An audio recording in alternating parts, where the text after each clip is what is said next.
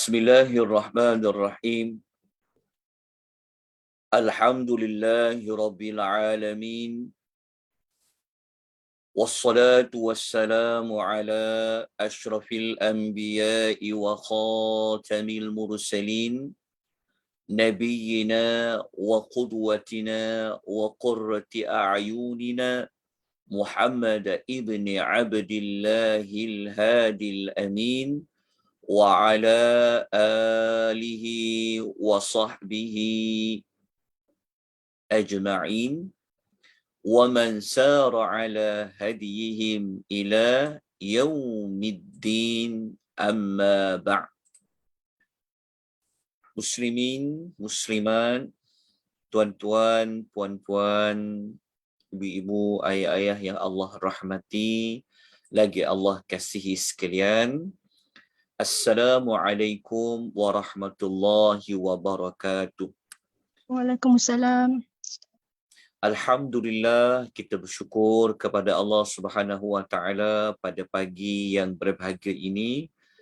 Kita berada pada penghulu bagi segala hari, iaitu hari Jumaat. Kita diberikan peluang oleh Allah, kita diberikan ruang oleh Allah Subhanahu wa taala untuk kita memperbanyakkan bersalawat kepada Nabi SAW, dan kita dapat menjadikan hari Jumaat kita adalah hari kita dapat membaca, memahami dan mengambil pelajaran dari hadis-hadis Nabi SAW. Kita pada pagi ini adalah berada pada siri yang terakhir,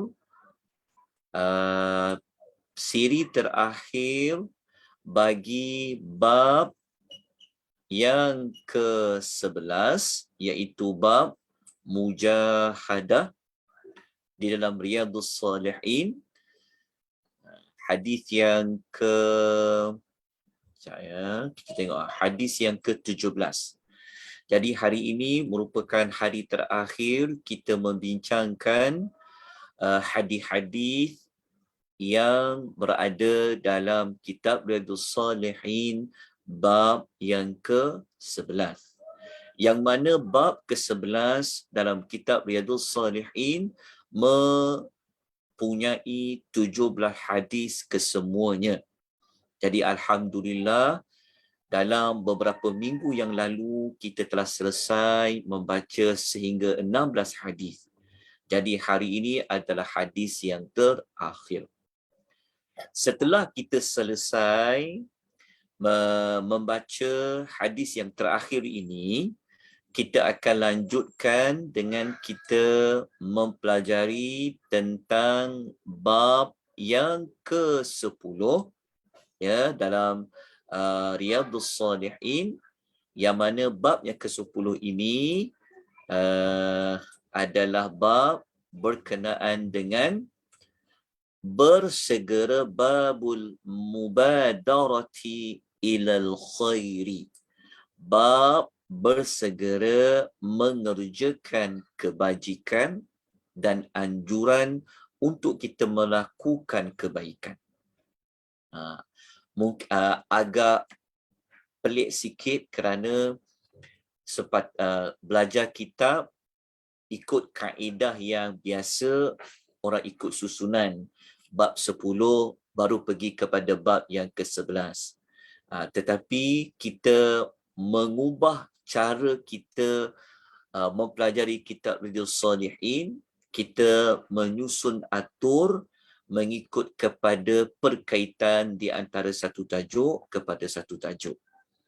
Jadi kita habiskan dulu bab 11, kemudian kita akan masuk kepada bab yang ke-10. Jadi saya minta tuan-tuan dan puan-puan ya, sila buka pada kitab Riyadhus Shalihin.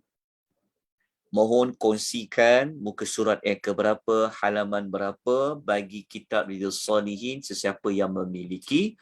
Jadi siapa yang tiada kitab boleh berpandukan kepada nota yang telah dihebahkan, yang telah diberikan kepada tuan-tuan dan puan-puan. ataupun boleh merujuk kepada skrin Zoom tuan-tuan dan puan seperti yang dipaparkan. Baik, kita terus kepada hadis yang ke-17, kita terus ke terjemahan hadis. Hadis ke-17 ini seperti yang telah saya maklum pada minggu lepas, sesiapa yang memiliki kitab 40 hadis An-Nawawi, hadis ini terletak pada hadis yang ke-24 daripada 42 hadis yang dihimpun oleh Al-Imamu An-Nawawi. Hadis ini datangnya daripada sahabat Nabi yang digelar dengan Abu Dzar Al-Ghifari, ataupun disebutkan di sini adalah namanya Jundub bin Junadah radhiyallahu anhu, yang mana Rasulullah sallallahu alaihi wasallam bersabda, dalam sabda Rasulullah sallallahu alaihi wasallam itu, Rasulullah sallallahu alaihi wasallam menyampaikan apa yang Allah Subhanahu wa taala telah berfirman. Jadi hadis ini dinamakan sebagai hadis qudsi. Allah Taala berfirman seperti yang disampaikan oleh Nabi sallallahu alaihi wasallam. Allah mengatakan, ya ibadi, wahai para hamba-Ku, inni haramtu zulma ala nafsi, sesungguhnya aku telah mengharamkan kezaliman ke atas diriku. Maknanya Allah bagi tahu Allah itu sama sekali tidak akan berlaku zalim. Jika Allah itu sama sekali tidak akan menzalimi mana-mana makhluknya, maka Allah mengatakan, waja'altuhu bainakum muharraman fala tadzalamu, dan aku telah menjadikannya sesuatu yang haram. Menjadikannya maksudnya perbuatan zalim itu adalah sesuatu yang haram di antara kamu semua. Maka janganlah kamu saling zalim menzalimi. Allah Ta'ala memberitahu kepada kita hadis ini bahawa Allah Ta'ala tidak sama sekali akan menganiaya, menzalimi mana-mana makhluknya. Oleh itu, Allah Ta'ala telah mengharamkan perbuatan zalim ini dilakukan di kalangan manusia. Okey, ini adalah perintah yang pertama. Okey, nanti kita akan kaitkan hadis ini dengan bab yang ke-11, iaitu al-mujahadah, bersungguh-sungguh. Okey, di sini. Okay. Yang berikutnya, firman Allah Subhanahu wa taala, ya ibadi, wahai hamba-Ku, kullukum dhallun illa man hadaituhu. Allah mengatakan, wahai para hamba-Ku, setiap daripada kamu ini adalah sesat, melainkan sesiapa yang aku kurniakan hidayah, iaitu kurniakan petunjuk kepadaku. Kita ni asal-asalnya tidak tahu apa-apa. Okay. Jadi untuk kita mengetahui mana yang haram, mana yang halal, mana dosa, mana pahala, kita memerlukan hidayah. Kita memerlukan petunjuk.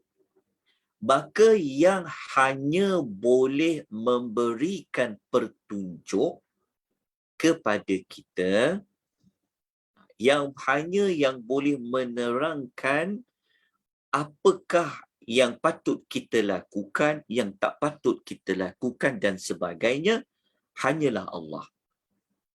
Kalau Allah Ta'ala tak nak bagi hidayah, maka kita akan berada dalam kesesatan. Oleh kerana itu Allah mengatakan, fastahduni ahdikum. Oleh kerana itu, mintalah hidayah. Hidayah ni terms dalam bahasa Arab. Bahasa Melayu kita, mintalah petunjuk. Daripadaku, pasti aku akan memberikan petunjuk kepada kamu. Okey, pesanan Allah yang kedua adalah Allah itu adalah sumber kepada hidayah, kepada petunjuk. Oleh kerana itu, minta pada Allah petunjuk itu. Alhamdulillah, setiap hari kita seringkali meminta petunjuk kepada Allah tentang jalan yang lurus di dalam salat melalui doa yang terkandung di dalam suratul Al-Fatihah. Okey. Jadi yang kedua perintah apa? Maka mintalah hidayah dari Allah Subhanahu wa taala. Okey. Kalau kita nak kupas tajuk hidayah ni sangat panjang. Ya, jadi untuk pengisian dalam Riyadhus Shalihin, kita tidaklah mengupas secara terperinci, ya, kerana hidayah ni dia ada banyak. Ingat, kita pegang yang boleh memberi petunjuk tu adalah Allah. Okey, nak minta petunjuk yang macam mana, dalam kategori apa, itu kita kena belajar pecahan ataupun pembahagian hidayah. Ada hidayah yang umum, ada hidayah yang khas. Hidayah umum adalah hidayah untuk mendapat penerangan, penjelasan tentang mana yang dosa, mana yang pahala, mana yang patut buat, mana yang tak patut buat. Itu dia panggil hidayah yang umum, iaitu hidayah nak tahu mana yang patut kita ambil, yang mana patut kita tinggal. Itu yang umum. Namun tidak semua manusia, walaupun dia telah dapat hidayah umum, dia telah dapat mengetahui perkara itu baik, perkara itu tidak baik, belum tentu seseorang itu walaupun dia tahu membezakan baik buruk, belum tentu dia dapat melakukan, dia dapat memilih, dia dapat membuat apa yang dia tahu itu adalah baik. Jadi untuk dapat kekuatan, bimbingan, memilih perkara yang baik, meninggalkan perkara yang buruk, dipanggil hidayah khas. Itu jenis hidayah yang satu lagi. Jadi dalam suratul Fatihah yang kita duk baca, ihdinas siratal mustaqim, hidayahkanlah kami jalan yang lurus, adalah minta hidayah jenis kedua. Apabila sebut hidayah jenis kedua, maknanya dia hidayah dua dalam satu. Dia panggil hidayah khusus. Bukan kita sekadar nak tahu jalan mana yang lurus, jalan mana yang bengkok. Jalan mana bawa ke syurga, jalan mana bawa ke neraka. Bukan sekadar nak tahu yang itu, tetapi kita memohon kepada Allah supaya bimbing kita, bantu kita, supaya kita dapat sentiasa berada pada jalan yang lurus. Itu hidayah. Okay, panjang nak cerita hidayah saja, tak habis hadis ni nanti. Okey, kita dapatkan maklumat ni secara umum. Okey, kita tahu sumber hidayah tu adalah dari Allah. Okey, yang ketiga, Allah Ta'ala berfirman melalui hadis yang disampaikan oleh Rasulullah sallallahu alaihi wasallam. Allah mengatakan, ya ibadi, wahai para hambaku, kullukum ja'i'un illa man at'amtuhu fastat'imuni ut'imkum. Sabda Nabi SAW, setiap daripada kamu adalah lapar, melainkan sesiapa yang aku kurniakan makanan itu kepadanya. Maknanya Allah Ta'ala ni adalah sumber rezeki kita, sumber kepada makanan kita. Kalau Allah tak beri makanan, maka kita pun tak akan dapat makan. Okay. Setelah kita tahu fakta itu, maka kita kena buat apa? Maka mintalah makanan daripadaku. Pasti aku akan memberi makanan kepada kamu. Okey, yang ketiga ni Allah perintah kita apa? Mintalah makanan kepada Allah. Okey. Maknanya Allah ni adalah sumber rezeki kita dari sudut makanan kita.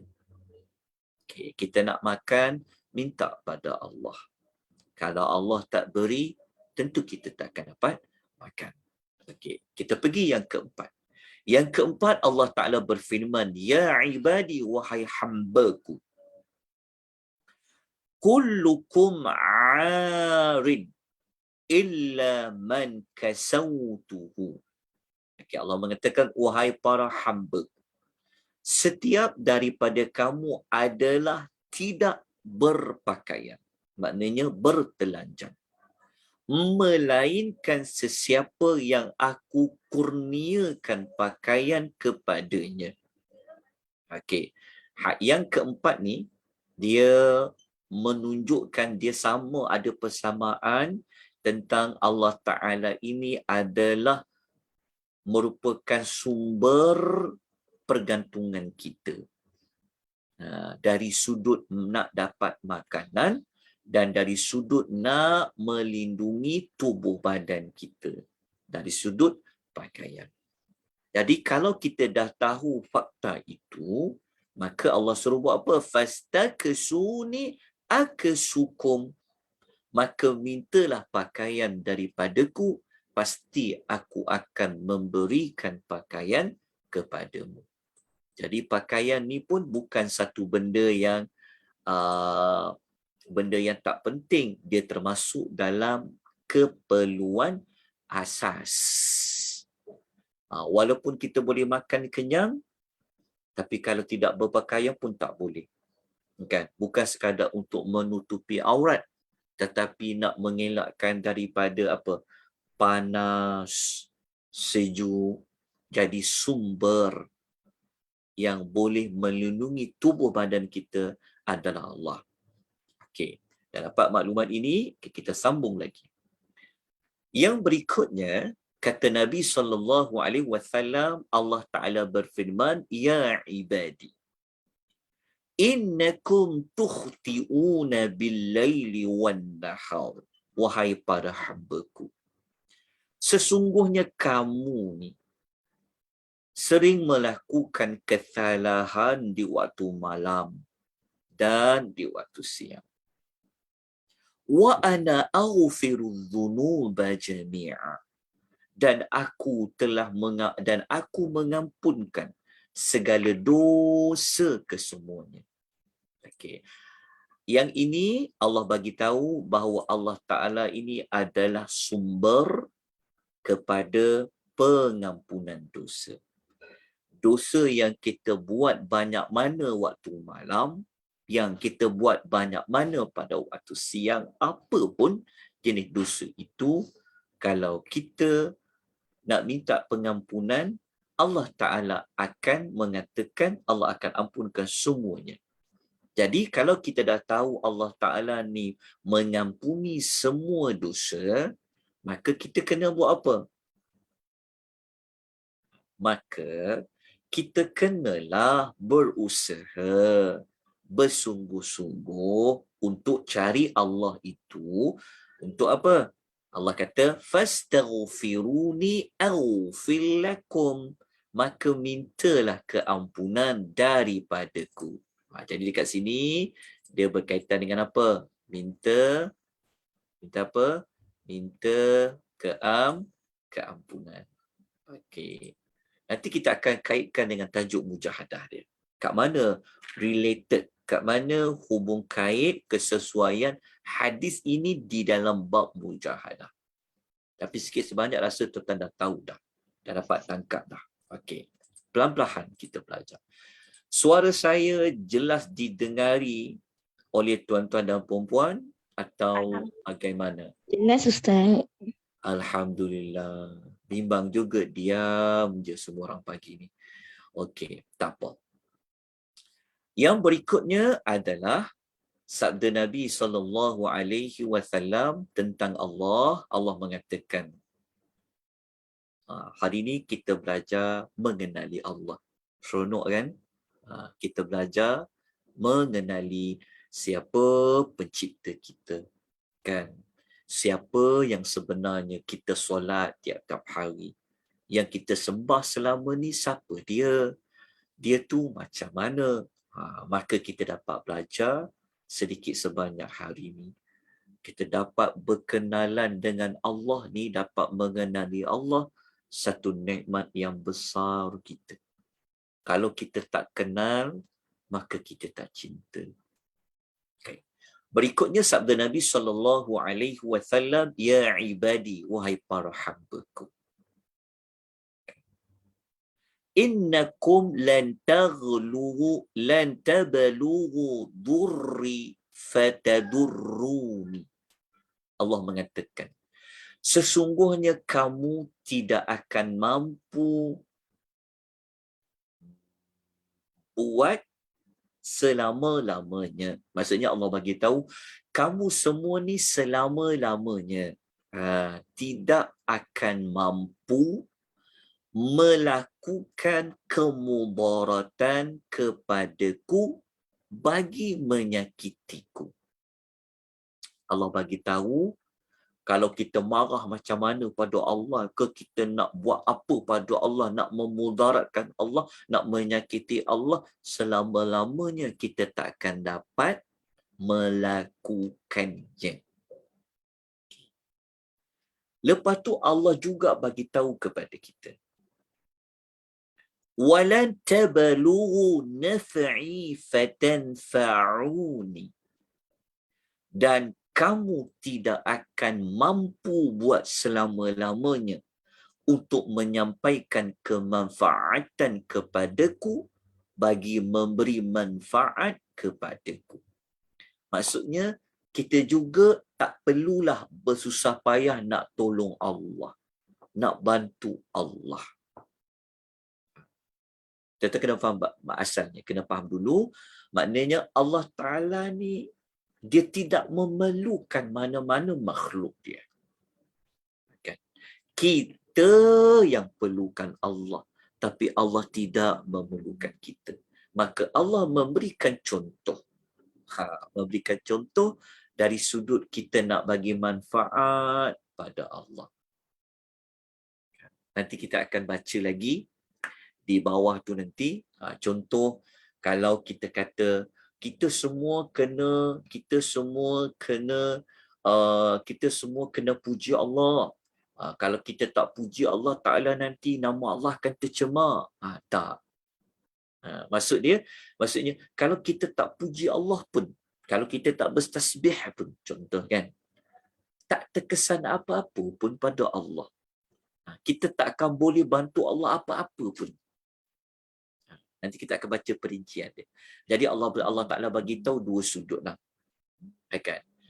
kamu nak buat apa-apa kepada aku, nak mendatangkan keburukan kepada aku, selama-lamanya kamu takkan dapat buat. Kalau kamu nak buat apa-apa kebaikan kepadaku, nak bagi manfaat kepadaku pun, kata Allah, kamu tak akan dapat mampu buat. Sedikit pun kita tak akan dapat mampu untuk membantu Allah. Okey. Kita teruskan lagi. Ya ibadi, wahai para hambaku. Lau anna awwalakum wa akhirakum wa insakum wa jinnakum kanu ala atqa qalbi rajulin wahidin minkum ma zada dhalika fi mulki syai'a. Masya Allah. Kalau kita faham, mari kita baca sama-sama. Kita hayati firman Allah Ta'ala ni. Ni firman Allah. Cuma bezanya kalau kita baca, macam saya baca tadi tu, tak dikiralah satu pahala hurufnya. Contoh kalau kita baca, Ya ibadi. Kita tak dapatlah pahala ya tu 10, alif tu 10. Sebab apa? Sebab ia bukan Quran. Dia adalah hadis kursi. Itu membezakan antara firman Allah Al-Quran dengan firman Allah dan bagi hadis kursi. Tetapi dia tetap firman Allah. Jadi Allah mengatakan, wahai para hambaku, sesungguhnya sekiranya orang yang pertama di kalangan kamu dan yang terakhir di kalangan kamu, termasuklah mana-mana manusia dan jin kesemuanya, berada di atas hati seorang lelaki yang paling bertakwa di kalangan kamu. Okay. Maknanya Allah Ta'ala bagi tahu. Kan? Maksudnya kalau dalam ramai-ramai manusia ni, kalau orang tu dialah orang yang paling bertakwa. Contohnya kalau ada seorang yang iman dia tu, takwa dia yang paling terbaik sekali kan, contoh kan, yang paling terbaik itulah semua orang memiliki sifat ketakwaan yang paling terbaik. Contohnya macam faham tak hadis? Maksudnya Allah Ta'ala bagi tahu kepada kita bahawasanya, okey, kalau semua orang kumpullah, semua orang tu diterangkan. Kamu ambillah daripada Nabi Adam ke contoh, sampailah orang yang manusia yang paling terakhir sekali, semua manusia dan jin, kalaulah semua itu ada iman, ada takwa yang paling baik sekali, kan? Apa kesan dia pada Allah? Allah mengatakan di dalam hadis ini, ma zada fi mulki syai'a, maka keadaan itu tidak akan menambah sesuatu apapun dalam kekuasaanku. Faham tak maksudnya? Tidak akan menambah sesuatu apapun dalam kekuasaanku. Maknanya apa? Maknanya Allah Ta'ala ni sejak azali lagi dan sampai bila-bila, Allah Ta'ala ni memang dah agung dah. Faham kan?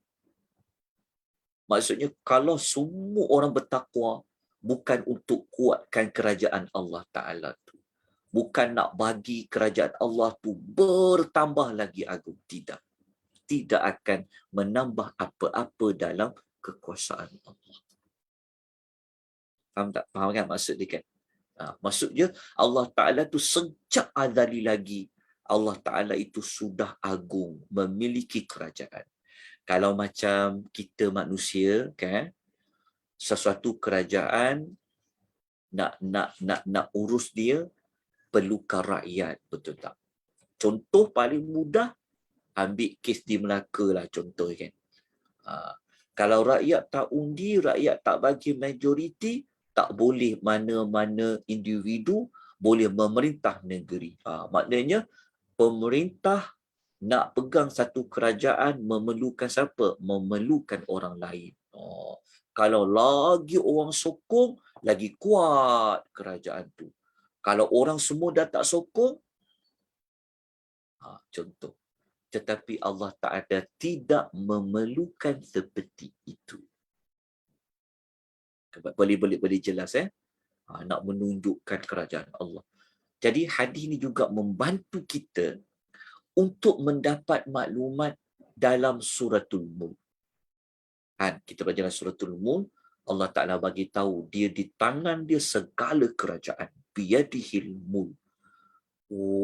Baru kita dapat lagi kefahaman betapa hebatnya kerajaan, kepemerintahan, kekuasaan Allah. Okey, jelas boleh faham. Okey, kita tambah lagi. Mari lagi kita mengenali Allah Subhanahu wa taala. Allah mengatakan lagi. Allah mengatakan, ya ibadi, law anna awwalakum wa akhirakum wa insakum wa jinnakum kanu ala afjari qalbi rajulin wahidin minkum ma naqasa dhalika min mulki syai'a.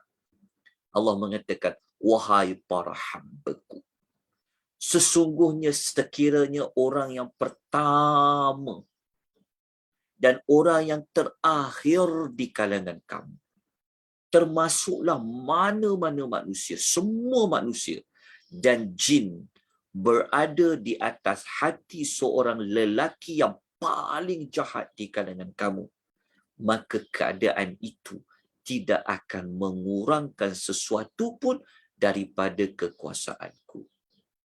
Tidak akan menggugat sedikit pun kerajaan Allah. Okay. Contohnya, mudahnya macam ni. Kalau kita manusia kat Malaysia ni, kalau nak kekal, contoh kan, Malaysia ni kalau nak kekal dalam carta, contohnya Malaysia ni dia nak menjaga nama baik, negara Malaysia ni nak menjaga nama baik dia di kalangan peringkat, maksudnya dari sudut pandangan kacamata negara-negara lain, kan, contoh kita memerlukan rakyat itu, betul tak? Contohnya kalau kita kata, okey, negara Malaysia negara yang paling aman, nombor berapa nak mengekalkan aman tu? Kalau tidak berlaku kes jenayah, betul tak? Kan? Jadi kita punya rating negara tu naik. Tetapi kalau rakyat ini kes jenayahnya semakin lama semakin banyak, boleh menyebabkan rating negara itu, negara yang aman, boleh jatuh. Contoh, ataupun Malaysia sedang ke arah mendapat status negara yang sangat berintegriti, contoh. Rakyat je tidak mengamalkan rasuah, contoh. Tetapi kalau ada orang ambil rasuah, maka kedudukan negara Malaysia ini akan jatuh rating dia, contoh. Allah Ta'ala tidak sedikit pun tergugat dengan mana-mana perbuatan buruk hamba-hamba. Walaupun semua manusia itu bersikap dengan sikap manusia yang paling jahat sekali, dia tidak akan mengurangkan sedikit pun kerajaan, nama baik Allah, keagungan Allah Subhanahu wa ta'ala. Kita fahamkan maksud dia? Macam kita, kalau anak kita buat benda yang salah, dia telah menconteng arang di muka kita, contoh kan. Walaupun kita ni orang yang baik, tetapi kerana anak-anak buat perangai buruk, nama kita tercela. Kan? Itulah dunia dan itulah manusia. Tetapi Allah Ta'ala tidak sama sekali. Jadi dekat sini, kita dapat belajar apa juga tahu. Sebab tu kalau kita buat pahala, kita tolong orang, sebenarnya kita tolong diri sendiri. Apa yang kita buat ni sebenarnya kita menolong diri sendiri. Bukan kita tolong Allah, Tuan-tuan jangan faham kita tolong Allah tu maksud dia tak perlu buat apa-apa. Maksudnya apa yang kita buat dalam hidup kita ni sebenarnya adalah untuk kebaikan dia adalah kepada kita sebenarnya. Kalau kita buat buruk, kita juga yang akan rugi, kesan buruk tu kepada kita. Kalau kita buat kebaikan, kita buat ketaatan, ketaatan tu bagi pada kita. Tuan faham tak maksud dia? Kalau kita bertasbih, mensucikan Allah. Kalau kita tak sucikan Allah, Allah Ta'ala tetap Asma'ul Husna. Allah Ta'ala tetap mulia. Tetapi yang ruginya kita, sebab kita perlukan pahala. Dari sudut kita mensucikan Allah SWT. Okey. Jadi kita lanjutkan lagi. Okey. Sambung sikit lagi ya. Okay, hadis ni panjang sikit, lepas tu saya sambung pada minggu ini. Okey. Allah Ta'ala berfirman lagi. Ya ibadi, wahai para hamba-Ku. Sekiranya orang yang pertama dari kalangan kamu dan yang terakhir dari kalangan kamu, termasuklah manusia dan jin kesemuanya, berdiri di satu tempat. Okey. Lalu kesemua makhluk itu memohon kepadaku dan aku berikan permintaan setiap seorang daripada kalangan kamu yang buat permintaan. Maka Allah mengatakan apa? Ma naqafa dhalika mimma indi illa kama yanqusul mikhyatu idza udkhila al-bahra. Maka Allah mengatakan, maka perkara itu tidak akan mengurangkan apa yang ada di sisiku, melainkan seperti satu jarum yang dimasukkan ke dalam air laut. Ini menunjukkan macam ni. Saya bagi analogi manusia lah supaya kita lebih faham kan. Sepatutnya Allah Ta'ala tu memang kita tak boleh nak analogikan kita dengan Allah. Sudah pasti tak sama. Tapi nak bagi faham. Allah Ta'ala bagi tahu. Kamu nak minta apa? Berapa ramai yang minta? Mintalah benda yang sama sekalipun, kata Allah. Allah Ta'ala akan bagi. Allah Ta'ala kata. Contoh kalau macam kita kan, kerajaan, dia boleh tunaikan semua tak permintaan rakyat dia. Kalau contohlah, setiap rakyat meminta setiap isi keluarga RM500. Agak-agak kerajaan kita boleh bagi tak RM500 bagi setiap sesi, setiap satu keluarga. Agak-agak. Contoh. Sudah pasti mungkin simpanan ke, mungkin apalah istilah dia, duit negara akan berkurangan. Contoh kan. Ataupun mudah dia macam ni je lah. Kerajaan akan menanggung yuran pengajian pelajar-pelajar. Agak-agak kerajaan boleh buat. Kenapa kerajaan tidak mahu menanggung pembelajaran, yuran pengajian secara percuma? Kenapa perlu memberi pinjaman? Menunjukkan bahawa negara kita tidak cukup duit untuk membiayai pengajian secara percuma. Kan? Bayangkan kalau semua orang. Sebab itu kerajaan telah melancarkan siapa-siapa tak bayar hutang PTN akan dibawa ke mahkamah. Ini tak ada, ini bukan nak kecilkan siapa-siapa, tak. Maksud dia nak menunjukkan bahawa jauh berbeza antara kerajaan yang dimiliki oleh manusia dengan Allah. Allah Ta'ala nak apa? Benda sama nak minta. Minta apa? Tidak akan berkurangan apa yang ada pada Allah tu. Maka Allah bagi contoh. Umpama kalau nampak kurang tu, maknanya Allah Ta'ala bagi contoh. Bukanlah Allah Ta'ala ni akan berkurangan sedikit, tak. Allah nak bagi contoh macam ni. Kalau kita ambil satu jarum, okey, kita letak jarum tu di dalam laut.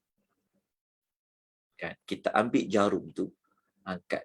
So air laut itu adalah pembandaran Allah. Umpama semua manusia ni umpama jarum, okey, dia letak di dalam air laut, kan? Apabila dia angkat jarum tu, apa yang tersisa dekat air laut tu? Ada kurang tak air laut tu? Kita makan ikan setiap hari. Ikan tak pernah berkurangan. Betul tak? Ya.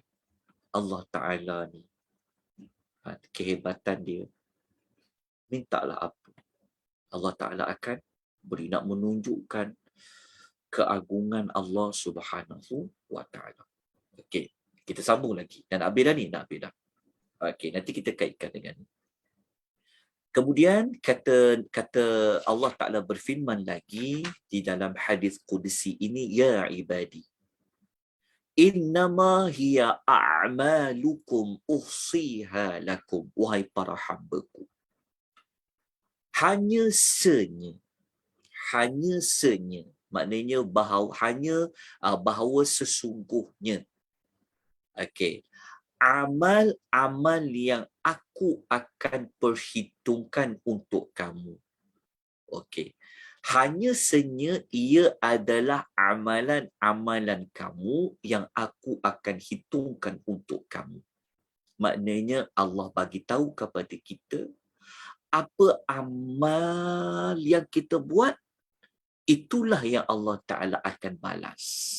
Yang Allah Ta'ala akan hisab. Tak kira baik ke buruk.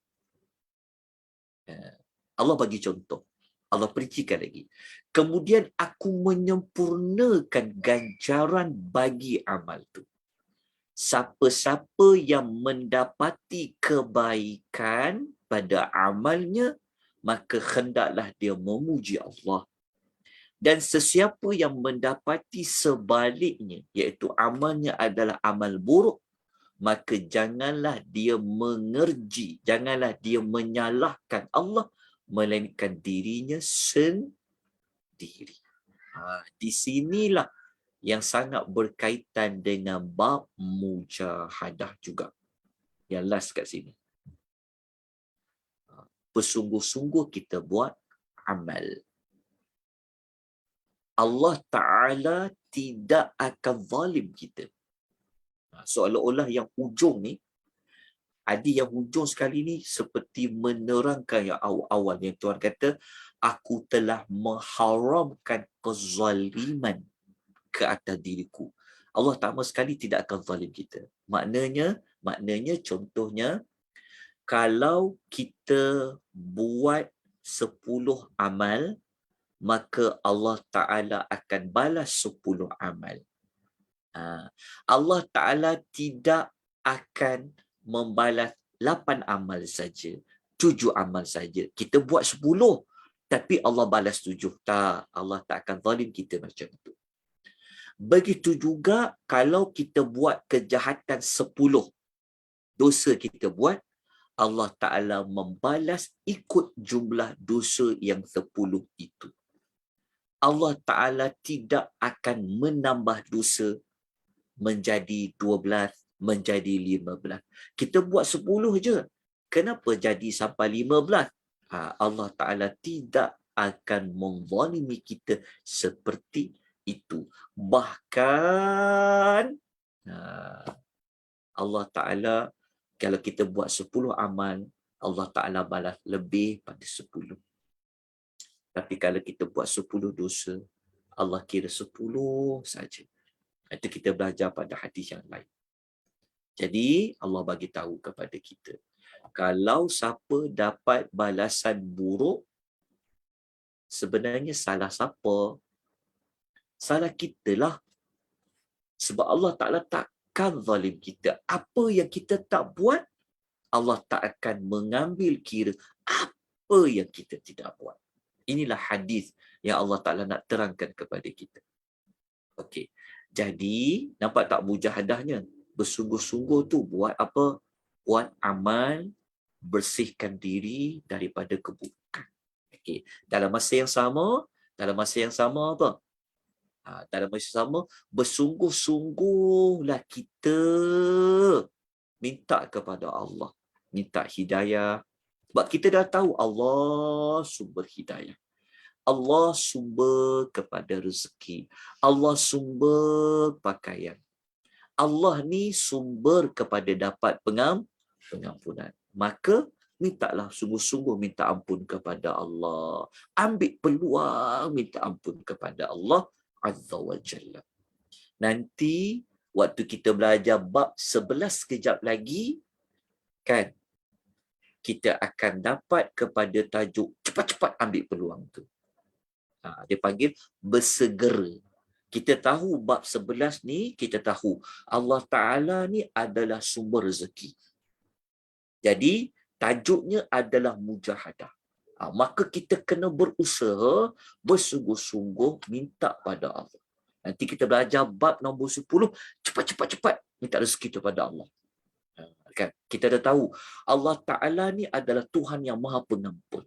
So, kita kena bersungguh-sungguh minta ampun. Ambil peluang tu. Tapi nak ambil peluang tu, nak tangguh-tangguh ke? Bab ke-10 sekejap lagi akan kata, cepat-cepat engkau pergi mengambil pengampunan tu. Sebab tu dia ada kaitan bab 10 dengan bab nombor 11. Jadi kita dah tahu dah, Allah Ta'ala kata, Allah Ta'ala akan nilai kita daripada apa amal yang kita buat. Baik ke buruk.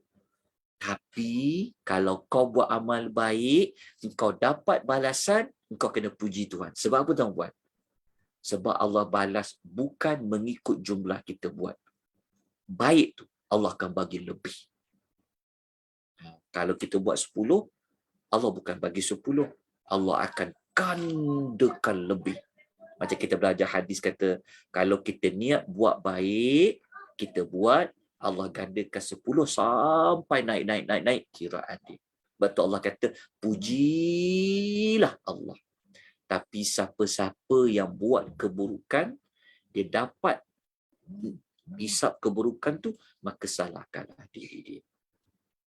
Okey, jelas ya. Cuma ialah hadis ni patutnya kita boleh kupas setiap seruan wahai hamba-Ku tadi, kita boleh kupas panjang lebar. Tetapi kita tidaklah mengambil kupasan secara panjang lebar. Okey, sekejap ya. Nanti saya jawab mana soalan dekat chat. Okey, pengajaran dia apa? Allah Subhanahu wa Ta'ala memuliakan orang yang beriman. Allah Ta'ala meninggikan orang yang beriman dengan Allah menisbahkan orang beriman itu kepada dirinya.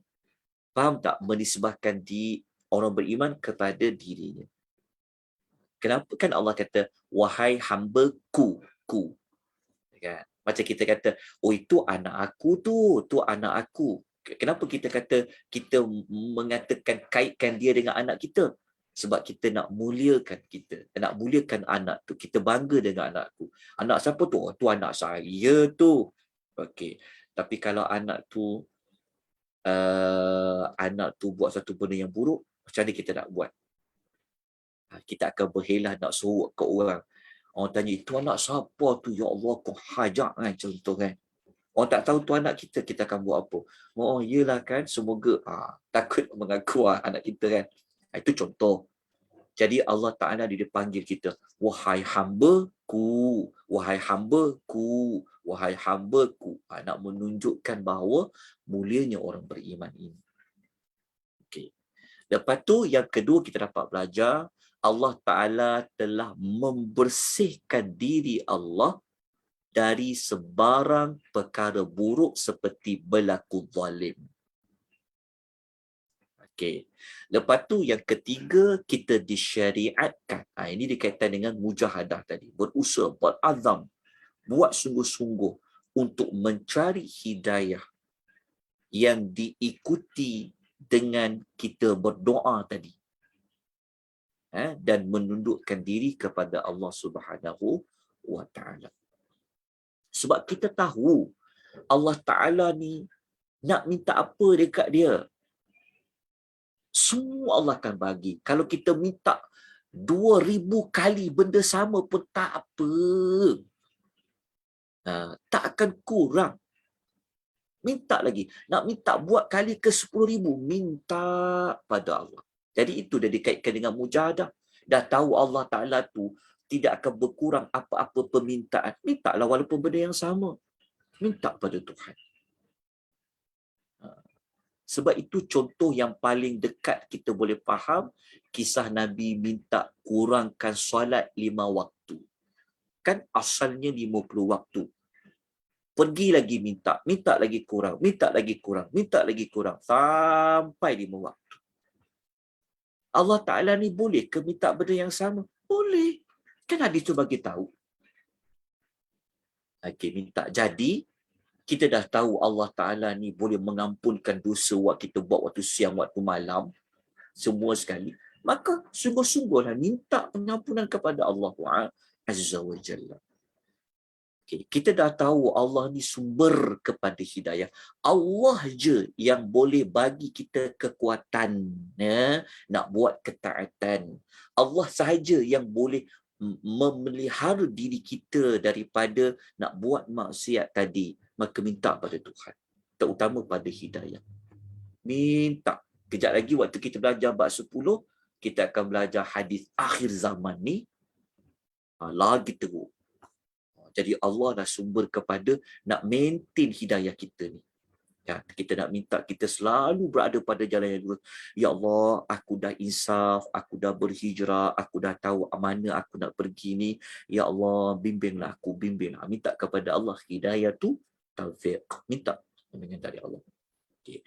Kemudian kita dapat belajar rezeki berasal dari sisi Allah dan berada di tangan Allah. Maka nak dapat rezeki tu apa dia? Usaha. Dekat sinilah bertajuknya mujahadah tadi. Kalau kita dah tahu Allah tu sumber rezeki, maka mintalah pada Tuhan melalui doa dan usaha. Okay. Lepas tu setiap hamba sangat memerlukan Rabb, Tuan dalam segala perkara, sama ada besar dan kecil. Maknanya Allah lah Tuan kita. Allah lah sumber bagi segala-galanya bagi kita. Perkara yang sangat kecil ke, perkara yang sangat besar ke, perkara penting ke, perkara tak penting ke, semua itu ada pada Allah. Ketaatan seorang hamba tidak dapat memberi manfaat sedikit pun kepada Allah, seperti mana maksiat juga tidak akan memberi kesan langsung kepada Allah Azza wa Jalla. Tapi siapa yang rugi buat maksiat? Kita. Okey. Keluasan rahmat Allah Subhanahu wa Ta'ala yang dapat kita pelajari. Sekiranya umat manusia buat zalim dan maksiat, nescaya dia tidak akan mengabaikan perbuatan keji tersebut begitu saja.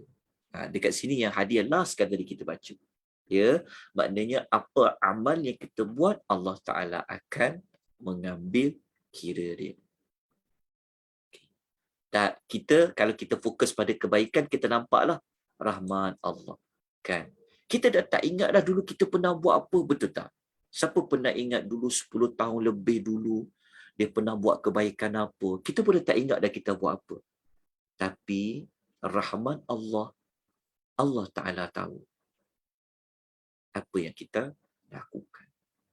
Kecil ke, besar ke, banyak ke, sedikit ke, semua akan diberi balasan. Manusia diberikan kebebasan. Ni kena tambah sikit. Bukan kebebasan tu. Belum ada besan lagi. Diberikan kebebasan untuk berbuat dan memilih perbuatan yang dikehendakinya. Kan? Sebab kita belajar tadi hadis last, Allah Ta'ala akan hitung amal kita buat. Kalau kita buat kebaikan, dapat balasan baik, puji Tuhan. Maknanya kat sini kita diberi kebebasan. Nak pilih nak buat amal kebaikan ataupun sebaliknya. Namun, dia akan dihisap atas perbuatan yang dikerjakannya dan dicela di atas pengabaian dia terhadap hak Allah Subhanahu wa Ta'ala. Allah sangat menyukai hamba-hambanya yang mengajukan permohonan dalam masa yang sama dia tunduk patuh kepada Allah serta menyampaikan permohonan itu berulang-ulang. Sesungguhnya perbendaharaan Allah sangatlah banyak. Ini seperti yang kita ulas tadi lah. Ini sedikit sebanyak pengajaran yang saya ambil dalam beberapa kitab. Jadi diletakkan di bahagian pengajaran hadis ini. Baik. Kita habis untuk bab yang ke-11. Alhamdulillah. Ya, syukur pada Allah. Kerana Allah lah yang melapangkan dada kita, yang mempermudahkan pengisian kita. Ya, fahamnya kita itu adalah dari Allah. Kita hanya berusaha. Okey, saya jawab satu soalan dalam chat ni sebelum kita pergi kepada hadis satu lagi. Okey. Dia kata, Assalamualaikum Ustaz. Waalaikumsalam warahmatullahi wabarakatuh. Kalau kita berada dalam kelas kuliah online, boleh tak kita menyambil-nyambil? Contohnya sebagai seorang ibu buat kerja rumah sambil mendengar dan tidak menutup aurat dengan sempurna. Adakah malaikat akan catat untuk pada kita? Oh, dapat. Dapat. Okey, dapat. Menuntut ilmu secara online, yelah kita duduk kat rumah. Mana ada orang? Kan kita kalau orang perempuan mungkin dia tidak berhijab, tidak berjilbab kan. Boleh. Tapi video tu dekat online kena tengok dulu. Takut terbuka nanti. Okey, tetap dapat pahala. Allah beri apa? Pahala tersebut. Boleh. Janji asalkan niat kita semata-mata nak mencari redha Allah, nak mencari rahmat Allah. Ya, kita masuk dalam grup ni. Kita belajar tu. Kita tidak ada kepentingan apa-apa melainkan untuk kita mendapat rahmat Allah. Jangan pula kita selalu masuk ikuti kuliah, kita nak orang tahu, oh aku ni rajin ikut kuliah. Tak ada kuliah yang aku tak ikut. Kalau kita ada niat seperti itu, maka pahala kita itu kita bimbangi, majlis ilmu itu ditolak oleh Allah Subhanahu wa Ta'ala. Baik, kita terus kepada bab yang ke-10. Okey. Dapat nota ni tuan-tuan perempuan bab ke-10? Ada siapa yang tak dapat lagi? Ustaz. Dapat. Dapat ya. Okey. Tolong kongsikan link Google Drive ya untuk hadis Riyadhus Salihin. Okey. Kita terus kepada bab yang ke-10. Okay, bab ke-10 ni adalah bab cepat-cepat kita mengerjakan kebaikan. Kita dah tahu dah itu kebaikan. Kita tahu itu pahala. Kita tahu kan benda tu ada balasan baik dari Allah. Maka kita cepat-cepat buat. Dalam masa yang sama, kita jangan ragu-ragu tentang kebaikan tu. Kita terus buat. Okay, dianjurkan untuk kita melakukannya. Okay. Bab yang ke-10 ni, okay, hadis semua sekali ada 8. Betul tak? Ada 8 hadis di dalam bab yang ke-10. Okay. Cuma nota yang saya edarkan kepada tuan-tuan dan puan-puan, saya hanya sempat meletakkan 7 hadis sahaja. Okey, maknanya kena bagi nota tambahan nanti. Cuba tengok dekat yang hujung sekali tu nanti. Tengok ya. Allah, terkeluar pula dia punya nota ni. Saya tengok balik notanya. Kalau tuan-tuan tengok dekat nota yang saya paparkan ni, okey, hadis sebenarnya saya sempat bawa 7, tapi semua sekali ada berapa? Ada 8. Betul tak? Siapa ada buku cuba semak, betul tak? Okey. Betul tak hadis semua sekali ada 8? Siapa ada buku tolong. Betul Ustaz, ada 8 hadisnya. Hadisnya ada 8. Alhamdulillah. Okey. Cuma tajuk dia kalau boleh tuan-tuan tulis bagi lengkap. Sebab dalam kitab kadang-kadang dia buat tajuk pendek. Tajuk dia panjang. Sebenarnya bukan sampai sini je. Bukan tajuknya bersegera mengerjakan kebaikan dan anjuran melakukannya. Tetapi dia ada satu lagi, dan buatlah bersungguh-sungguh tanpa ada keraguan. Nanti soalan dalam bab 10 ni dia ada dua bab sebenarnya. Dia ada dua bab. Bab pertama segera. Bab pertama ni adalah bab as soon as possible. Asap orang panggil asap kan. Nak ringkaskan, as soon as possible. Buat immediately. Kita buat secara cepatlah, segera. Itu bab pertama. Dia bab 10 ni dia ada dua topik. Okey. Yang kedua adalah buat sesuatu kebajikan tu jangan ada keraguan. Jangan ragu-ragu. Sebab kalau itu Allah Ta'ala kata, buat jangan ragu-ragu. Itu sebenarnya dia ada dua topik sebenarnya. Tulis kat situ. Bab 10 dia ada dua topik. Pertama adalah merujuk kepada dah tahu itu kebaikan, cepat-cepat melakukannya. Okey. Dan yang kedua, kalau tahu itu kebaikan, jangan ragu-ragu untuk melakukan. Ada dua sebenarnya. Dapat tak? Tulis dekat bab itu. Kemudian dalam bab 10 ni ada 8 hadis. Okey. Sebelum kita pergi kepada hadis yang pertama, Al-Imam An-Nawawi rahimahullahu ta'ala alaih sebenarnya dia ada bawa 2 ayat Quran. Okey, cuma saya tertinggal ayat yang pertama. Okey, ini adalah ayat yang kedua. Ini adalah ayat yang kedua yang Al-Imam An-Nawawi letakkan sebagai permulaan kepada bab yang ke-10. Dia ada satu lagi. Ayat pertama, Al-Imam An-Nawawi, An-Nawawi dia bawa suratul Baqarah, surah nombor 2, tulis ya. Kalau siapa ada nota, dekat nota dia tulis. Suratul Baqarah ayat 148. Betul tak ayat 148? Siapa ada buku tolong tengok. Betul Ustaz. Ustaz, betul. Ya, ayat 148. Ini adalah ayat Quran yang pertama yang Al-Imam An-Nawawi letakkan terlebih dahulu sebelum dia letakkan hadis Nabi SAW. Cuma saya tertinggal ayat yang pertama ni. Okay, sebab saya guna kitab Arab. Jadi terbelik-belik tengoklah tertinggal. Okey. Kita tengok ayat pertama dulu Okey, ayat pertama nombor 2 ni apa? Nombor 2 ni maknanya surah yang kedua, Al-Baqarah ayat 148. Kita ambil yang hujung tu. Allah mengatakan a'udzubillahi minasyaitonirrajim. Fastabiqul khairat. Ayatnya berbunyi, maka berlumba-lumbalah kamu dalam buat kebaikan. Itu makna ayat.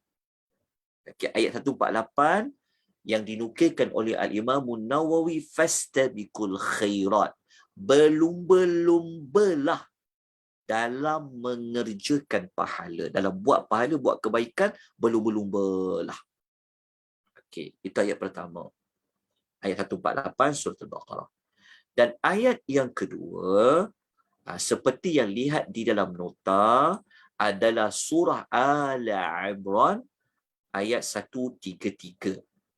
Yang mana Al-Imam An-Nawawi meletakkan ayat wasari'u ila maghfiratim mir rabbikum.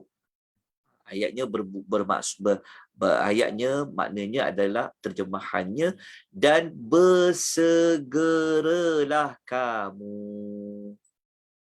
Seperti judul bab ni ke-10 tu. Jadi Al-Imam Nawawi membawa firman Allah, Allah yang perintahkan. Wasari'u, bersegeralah kalian semua. Apa kebaikan tu? Ila maghfiratin min rabbikum, mendapat keampunan daripada Tuhan kamu. Kalau ayat pertama tadi mengatakan berlumba-lumbalah melakukan kebaikan. Ayat yang kedua ni yang dinukilkan Imam Nawawi menjelaskan antara satu kebaikan dia apa? Contoh dia mendapat keampunan Allah, iaitu sudah pastilah dengan bertaubat. Bersegera. Maknanya berlumba-lumba ada kaitan dengan bersegera. Sebab kalau dia tak segera, dia akan tertinggal kat belakang. Betul tak? Jadi kalau orang yang berlumba-lumba, tentulah orang yang segera. Okey. Jadi kalau kita bersegera buat kebaikan, okey, lepas tu pula kita berlumba-lumba juga buat kebaikan, okey, maka kita termasuk dalam kumpulan as-sabiqun as-sabiqun,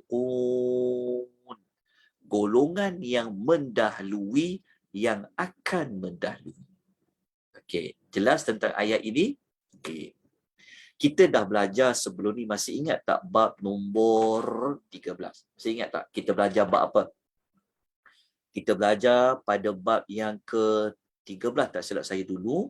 Kita ada belajar tentang nak buat kebaikan ni ada banyak jalan, ada banyak ruang, ada peluang yang sangat banyak. Okey, jelas tak? Okey. Lepas tu kita pergi bab nombor 11.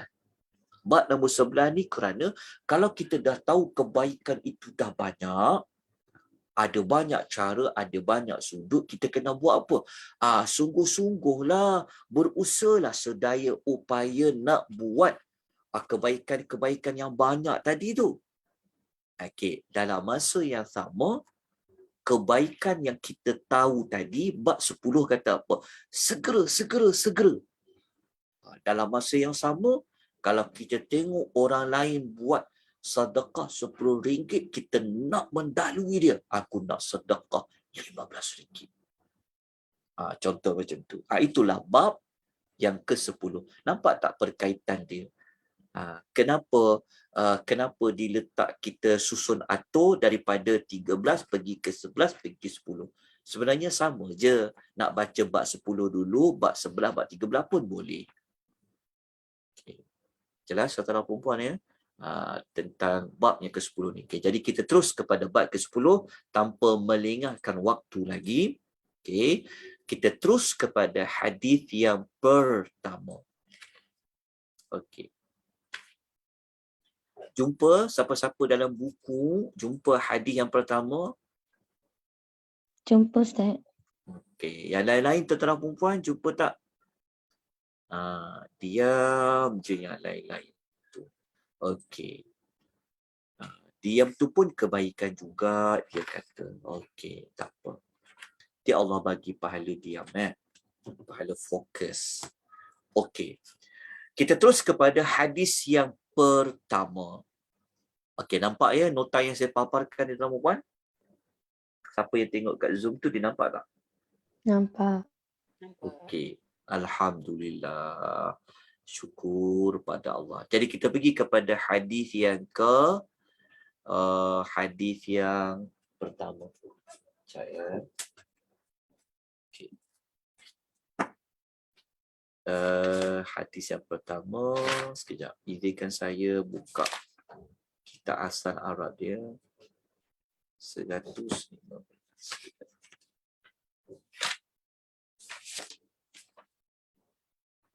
Okey.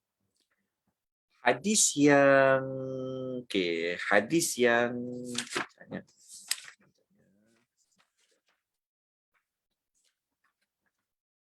Bab 10. Okey.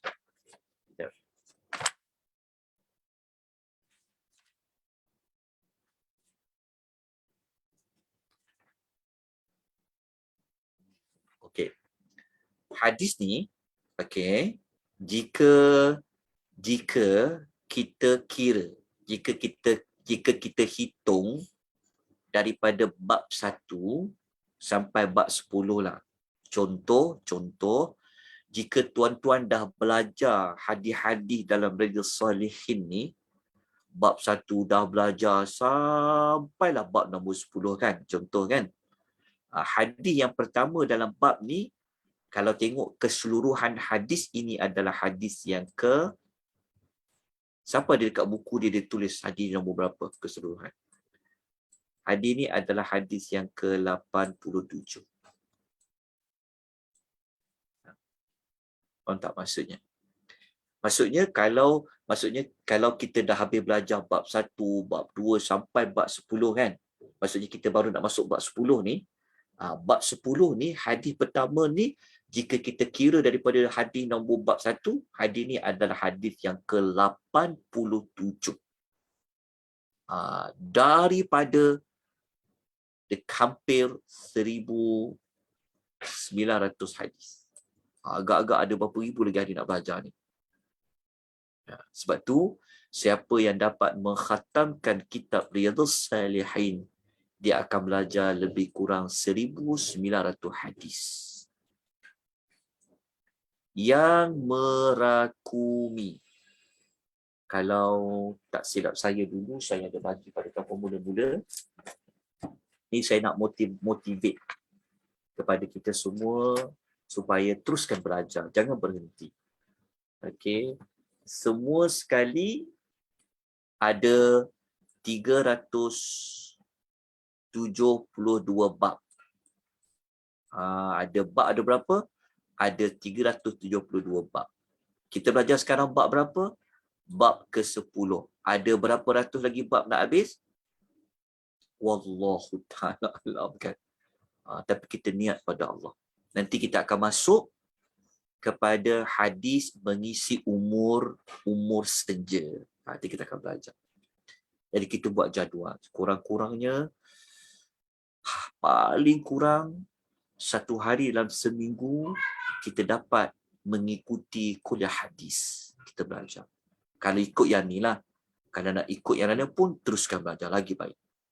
Jadi saya bagi tahu, ini adalah metodologi cara kita nak menghabiskan kitab Riyadhus Shalihin. Kita tak terkejar-kejar, tapi sekurang-kurangnya kita tahu kita sudah sampai ke bab yang berapa, hadis yang ke berapa bab lagi masih berbaki. Doa pada Allah supaya Allah panjangkan umur kita, Allah beri kita kesihatan, Allah berikan kita ruang untuk kita isi waktu dan ruang itu dengan kita berada dalam majlis ilmu, kita nak belajar hadis Nabi sallallahu alaihi wasallam. Okey, ini sekadar selingan sebelum kita masuk pada hadis yang pertama. Okey, hadis pertama adalah hadis yang diriwayatkan oleh Abu Hurairah radhiyallahu anhu. Nabi sallallahu alaihi wasallam bersabda, "Badiru bil a'mali fitanan." Bersegeralah. Dekat sinilah kita jumpa bab tadi.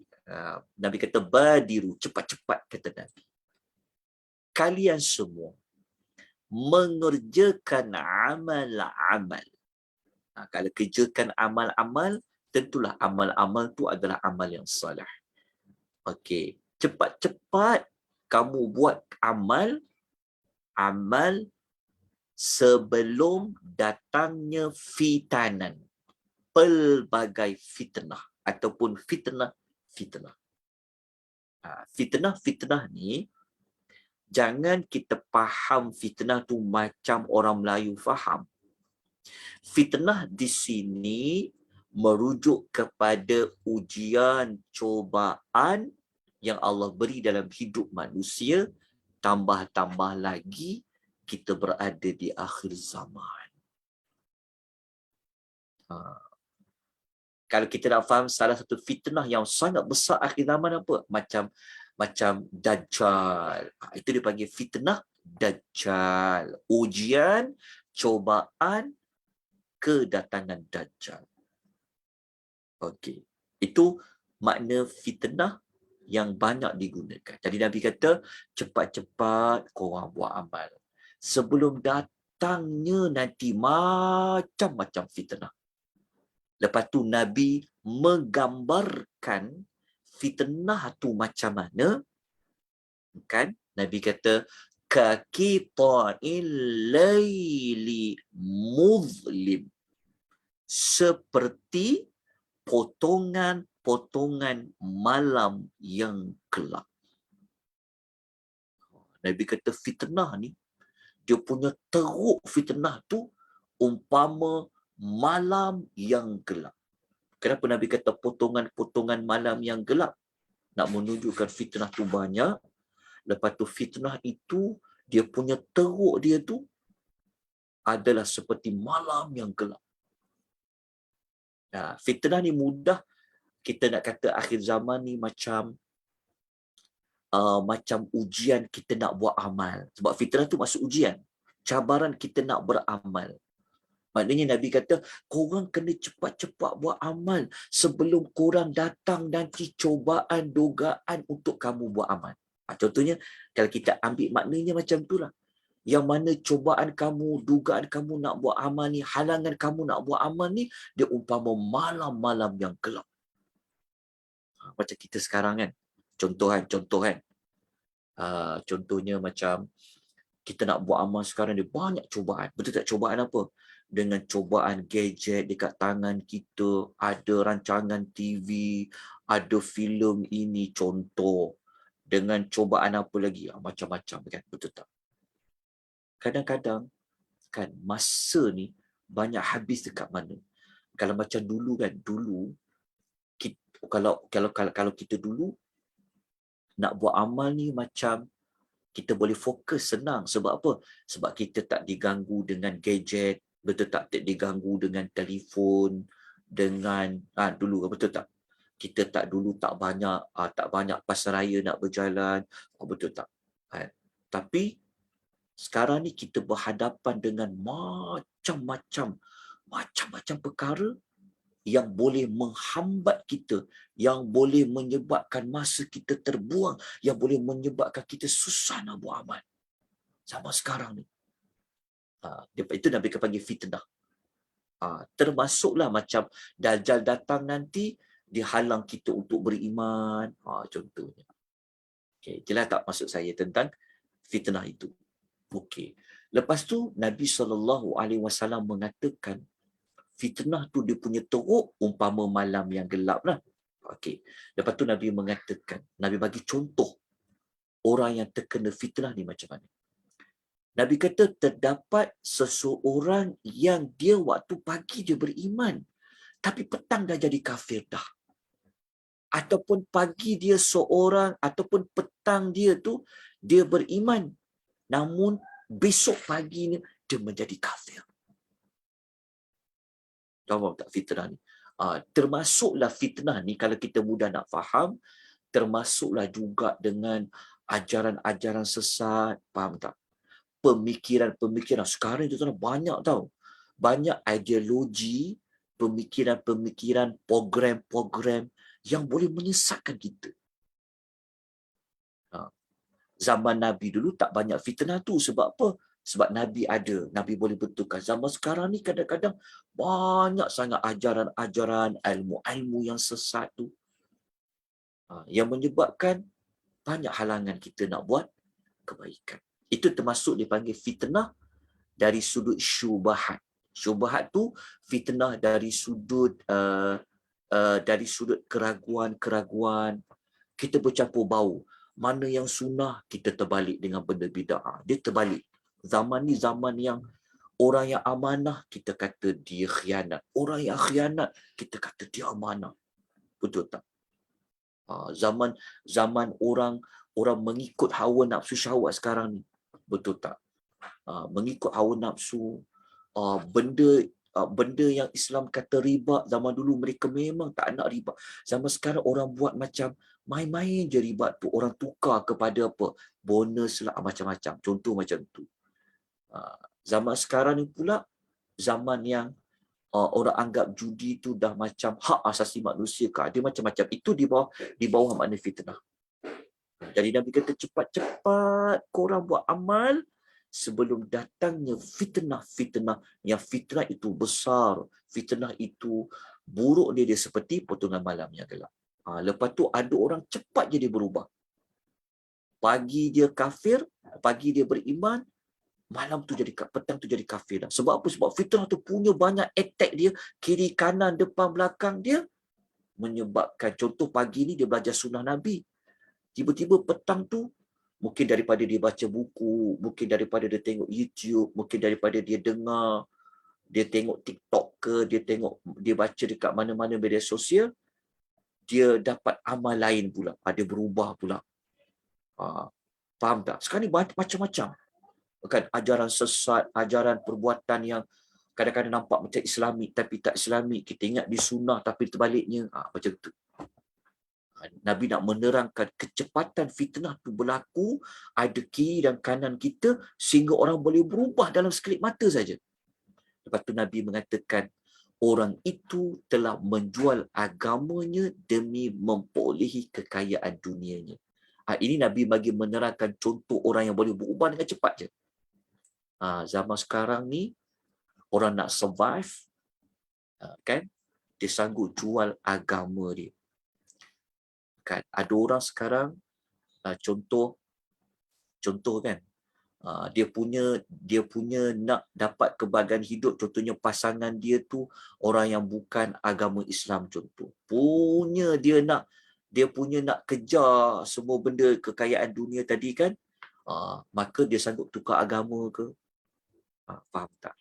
Mungkin ada orang dia tahu benda tu haram.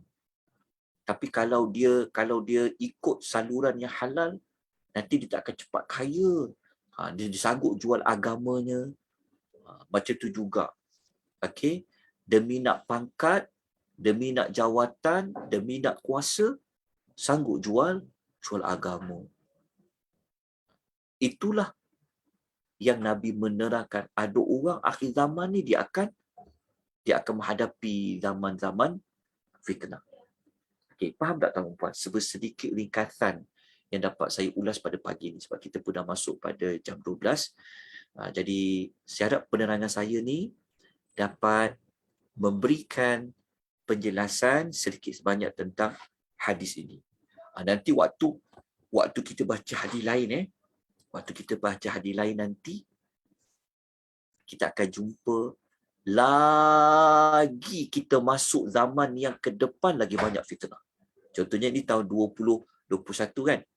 Kita masuk pada tahun 2022, fitnah tu lebih teruk daripada tahun 2021. Naik ke zaman 2023, fitnah tu lebih teruk daripada zaman 2021. Ni kita akan baca nanti dalam hadis Nabi sallallahu alaihi wasallam. Okey. Kita baca hadis lain nanti. Tapi kita cukup dengan hadis ini, kita terus pergi kepada pengajaran dia. Okey, ada dua pengajaran yang dapat kita kongsikan pada pagi ini.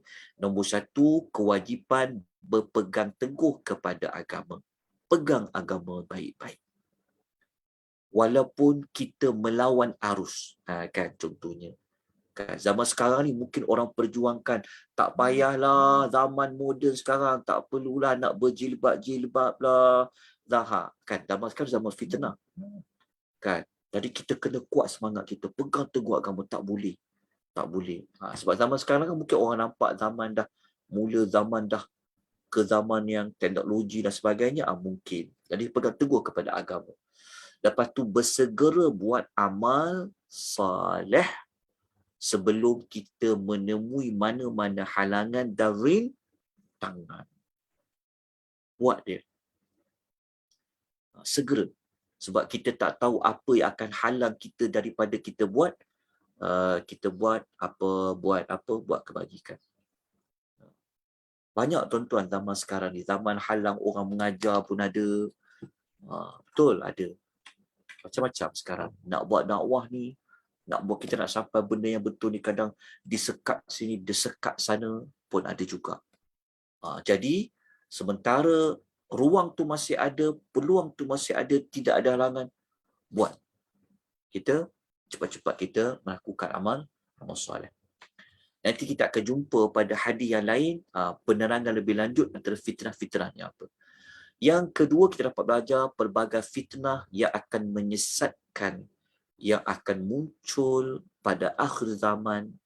Dan setiap kali fitnah itu berakhir, saya tersalah tulis ni, setiap kali satu fitnah tu hilang, dia akan ganti dengan fitnah yang lain. Sebab tu Nabi sebut dengan potongan-potongan. Maknanya fitnah tu banyak. Okey, semoga Allah melindungi kita daripada kejahatan dan keburukan fitnah-fitnah tersebut. Kita dah berada di akhir zaman. Betul tak tuan-tuan? Dulu kita punya nak jauh daripada nak jaga akidah kita, tapi akidah itu boleh gugur dengan video game. Akidah tu boleh gugur dengan ajaran-ajaran yang macam-macam sekarang ni. Ajaran yang kalau kita amati betul-betul boleh jatuh akidah kita. Ada banyak ideologi yang boleh menyesatkan kita. Contohnya macam liberal. Nampak macam liberal ni hak asasi manusia. Tetapi dia boleh jatuhkan akidah kita. Ajaran pluralism yang menyamakan semua agama ni. Lepas tu macam ajaran gerakan memperjuangkan wanita-wanita ni, contoh hak asasi manusia ni kan, dia dah jadi macam benda tu tak salah. Contoh macam isu apa? Isu itulah macam-macam, contoh LGBT kan. LGBT ni kan sekarang ni dah jadi macam isu hak asasi manusia. Sedangkan kita dalam agama, kita tak boleh menyerupai mana-mana jantina contoh. Tapi zaman fitnah ni orang tak nampak itu salah. Orang nampak itu adalah hak asasi manusia. Jadi sekarang ni kita nak buat amal ma'ruf, nak tegur orang, dah tak boleh dah. Contoh orang kata apa, kena jaga peribadi masing-masing, tak boleh kacau orang. Tu dah dia dah jadi macam amal ma'ruf nahi mungkar ni dah jadi benda yang tak boleh buat dah, tak boleh cakap dah. Dia macam tu, dia jadi zaman yang nak tegur pun tak boleh, nak mengajar pun tak boleh, macam-macam. Tu di antara contoh-contoh fitnah. Jadi sementara fitnah itu belum berluasa, maka selagi mana belum dapat halangan, kita pergi. Macam-macam cubaan. Sekarang ni dapat bebas pula pergi ke masjid, pergi. Dapat bebas solat, pergi. Kita tak tahu apa fitnah akan datang menyebabkan kita dihalangi. Jadi itu di antara penerangan ringkas yang dapat saya kongsikan pada pagi ini. Okey, kita berhenti pada hadis pertama. Minggu depan kita akan masuk siri yang kedua untuk bab yang ke-10 ini dengan hadis yang kedua. Nanti kita akan tengok macam mana Nabi lepas solat cepat-cepat dia tak sempat nak wirid panjang, cepat-cepat Nabi pergi jumpa isteri lepas dia jadi imam. Baca dulu hadis tu kenapa. Ya, nanti kita akan belajar insya-Allah. Baik, ada mana-mana persoalan sebelum kita berhenti? Ustaz nak tanya. Ya. Adakah hadis-hadis Nabi ni dia perlu dihafal dan punyai ganjaran pahala ataupun kita sekadar belajar, faham dan amal ni? Hadis ni dia tidaklah seperti mana Al-Quranul Karim. Okey. Kalau kita nak hafal hadis tu, boleh hafal hadis tu. Kalau dia tak seperti mana kita hafal Quran. Kalau kita hafal Quran, kita boleh bawa dalam solat, boleh baca di mana-mana. Tapi kalau kita hafal hadis, kita tak dapat pahala dikira satu huruf. Contoh kita baca, contoh kita kata sallaitu, tak dapat sad tu 10, lam tu 10, ya tu 10, ta tu 10. Tapi kalau hafal dengan niat kita untuk mudah nak menyampaikan, mudah nak amal, Allah bagi pahala lah dengan niat baik kita tadi tu.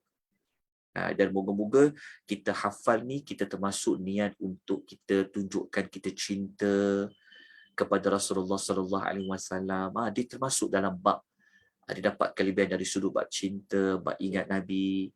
Moga-moga dia dapat kelebihan dari sudut syafaat. Secara khusus tu Wallahu ta'ala a'lam bissawab. Okey. Yang paling penting kita nak jadikan ia sebagai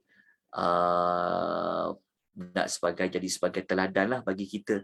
Maknanya hadis ni dia memberikan kepada kita petunjuk apa yang kita kena buat selepas daripada ini. Kalau kita belajar tadabbur, kita senaraikan sebagai tindakan selepas tadabbur. Tapi kalau apabila kita belajar hadis, kita buatlah tindakan selepas kita belajar hadis. Apa yang kita kena berubah, apa yang kita kena tambah baik. Itulah tujuan utama kita belajar hadis Nabi sallallahu alaihi wasallam. Baik, ada soalan lain tak? Okey, kita sambunglah nanti pada minggu hadapan insya-Allah. Yang baik itu datang daripada Allah, sempurna dari Allah ya. Kalau ada kekurangan tu adalah atas kelemahan peribadi daripada saya. Allah tu Maha sempurna. Kalau ada salah silap, saya mohon ampun dan maaf. Kalau ada mana-mana soalan yang saya tak mampu nak jawab tu, saya juga mohon maaf banyak-banyak. Dengan kadar ilmu yang saya ada, itu saja yang mampu saya jawab. Tuan-tuan dan puan boleh rujuk kepada mana-mana alim ulama yang lebih mengetahui daripada saya. Kemudian kita ucapkan ya berbanyak ucapan terima kasih kepada penganjur kita iaitu Datuk Nurul, yang seperti kalau kita tengok dekat gambar poster tu dianjurkan oleh Hisanin Glory Resources tu, itu adalah syarikat perniagaan yang dimiliki oleh Datuk Nurul, salah satu darinya. Jadi kita doakan semoga Allah memberikan jalan yang terbaik kepada beliau, kepada ahli keluarga beliau. Allah murahkan rezeki beliau, okey,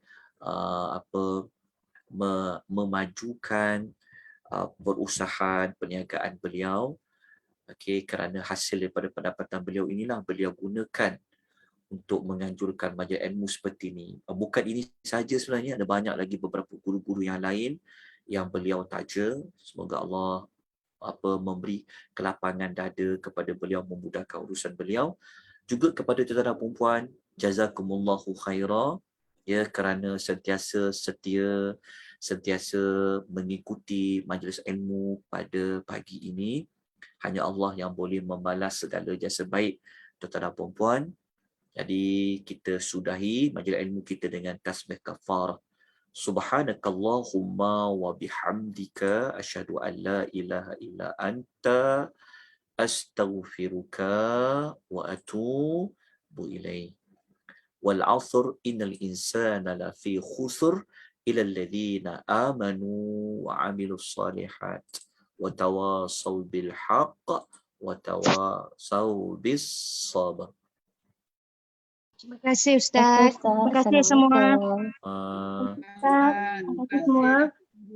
Terima kasih semua. Assalamualaikum dan terima kasih semua Ustaz. Sama-sama. Terima kasih Ustaz.